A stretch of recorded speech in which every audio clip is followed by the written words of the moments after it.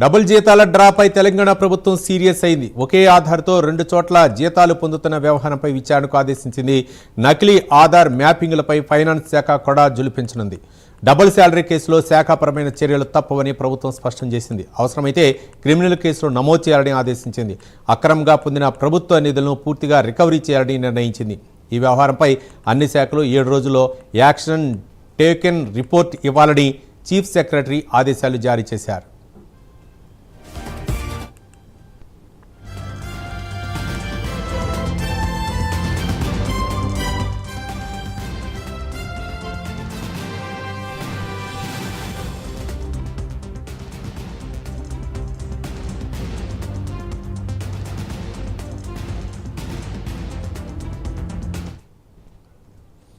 Double జీతాల డ్రాపై తెలంగాణ ప్రభుత్వం serious అయింది. ఒకే ఆధార్తో 2 చోట్ల జీతాలు పొందుతున్న వ్యవహారంపై విచారణకు ఆదేశించింది. నకిలీ ఆధార్ మ్యాపింగ్లపై ఫైనాన్స్ శాఖ కొడా జులిపించనుంది.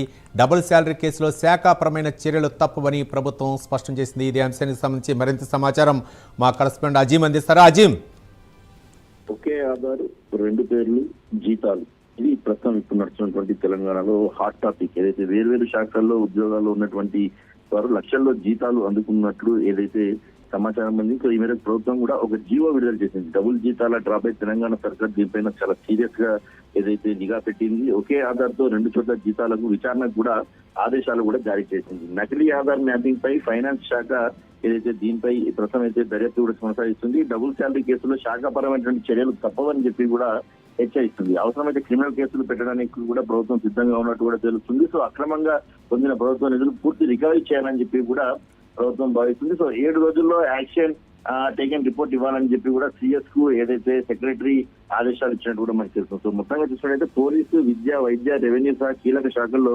డూప్లికేట్ ఉద్యోగులు ఉన్నట్టు ఏదైతే కొందరు గుర్తించారు. సో 40 అనుమానాస్పద కేసుల్లో దాదాపు 80 మందిని గుర్తించిన ఆర్థిక శాఖ అని చెప్పి కూడా మనకు ప్రస్తుతం ఏదైతే తెలుస్తుంది. సో దీంతో విచారణకు ఏదైతే సిఎస్ ఆదేశాలు జారీ చేశారు. సహకరించని అధికారులపై చర్యలు తీసుకోవాలని, వారంలో నివేదిక ఇవ్వాలని చెప్పి కూడా సిఎస్ ఇప్పటికే ఏదైతే అధికారులకు ఆదేశాలు కూడా జారీ చేశారు. సో మొత్తం మనం చూసుకున్నట్టయితే ఏదైతే 40 ఆధార్ నంబర్లపై 2 చొప్పున 80 మంది ఉద్యోగుల వివరాలు ఆర్థిక శాఖ గుర్తించినట్టు తెలుస్తుంది. వారాంతంలో రెగ్యులర్ ఉద్యోగాలు లేనని ఏప్రిల్ నుంచి జూన్ వరకు 3 నెలల పాటు ఒక్కొక్కరు 1,5 నుంచి 5 లక్షల వరకు వేతనాలు కూడా ఏదైతే దీని కింద పొందినట్టు కూడా తెలుస్తుంది. సో ఈ వ్యవహారం అంతా కూడా అంతర్గత విచారణ చేపట్టాలని చెప్పి కూడా ప్రభుత్వం భావించి ఈ నిర్ణయానికి వచ్చింది. సో ఏదేమైనా ప్రభుత్వం మాత్రం ఒకే ఆధార్ 2 జీతాల పేర్లతో డ్రా చేస్తున్నటువంటి వారిపైన ఖచ్చితంగా చర్యలు తీసుకోవాలని డిసైడ్ అయింది. సో ఉద్యోగులు మోసమా, ఉన్నతాధికారుల ప్రమేయమా, సాంకేతిక తప్పిదమా, ఈ వ్యవహారం ఎన్నో సందేహాలు ఉన్నాయి. సో అన్నిటిపైన కూడా ఈ విచారణ చేసిన తర్వాత ఒక వారం రోజుల్లో దీనిపై ఏదైతే పూర్తిస్థాయి వివరాలు వచ్చేటువంటి అవకాశం ఉంది. సో దీనికి సంబంధించి నేటి నుంచే